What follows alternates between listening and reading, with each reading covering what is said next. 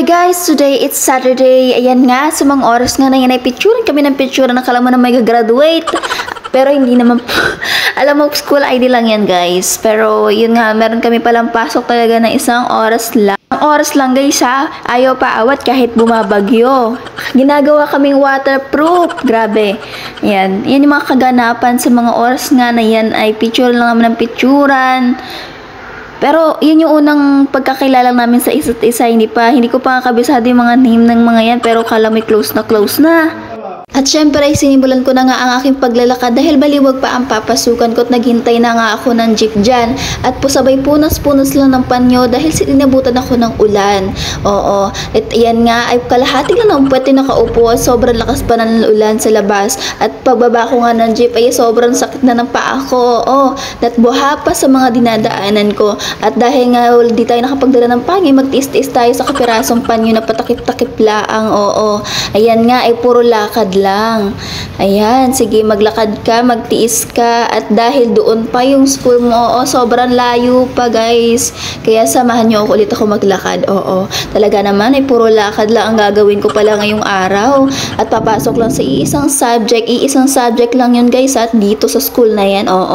Ayan, lumalakas yung ulan. Sabi ko nga, naku, parang deserve ko yun, mag-Domino pizza kaya ako. Ayan nga, ay kasama ko yung mga classmate ko dyan. Ayan, hi guys. Ayan si Grace. At yun yung kapatid ko. Ay City siya. At kasama namin siya sa mag-class picture. Joke. Class picture. Pero hindi pa. Ano lang yan guys.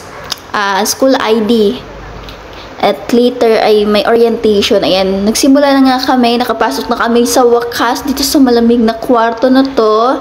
Na room nila ng kapatid ko. Ayan, nasimula na nga nung aking kaibigan. First day pa lang ay may kaibigan na ako. Ganun tayo dapat. Ayan, tapos na makaganapan. Hindi nyo nakita. Na sobrang bilis. Ayan, kinuha ko na yung school ID ko. Ama. At ito nga ay nagkapalitan na kami ng Instagram. Ayan, friends na talaga kami legit. At ayan, ay puro lakad na naman. Sobra naman. Magtiis ka sa iyong paa. Maglakad na maglakad. Puro lakad. Ay, balak namin mag-McDo. Gusto namin gumastos agad. Ayan, balak talaga namin mag-McDo dyan. At puro lakad lang ulit. Hindi kami natuloy mag-McDo guys kasi, nagtitipid pala kami.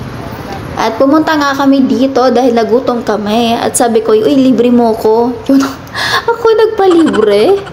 Ay, oo nga. Ayan, napakadaming food dyan. Kapag gusto mong gumastos, syempre, bumili ka lang dyan. Ayan nga yung kapatid ko. Sa wakas ay kasama ko na siya. Nung papunta ay nauna siya kasi mas mauna yung oras ng orientation nila. And ayan nga, ay pauwi. Sabi na lang namin ay magsabay na lang kami.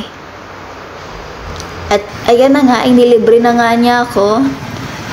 Siya na amang lilibre today. Yan si ate.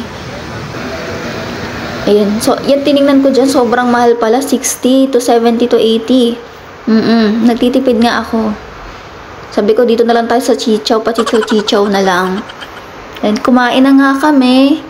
At mga ilang oras nga ay sumakay na rin kami ulit ng jeep pa uwi. Ayan guys. Bye for today's video.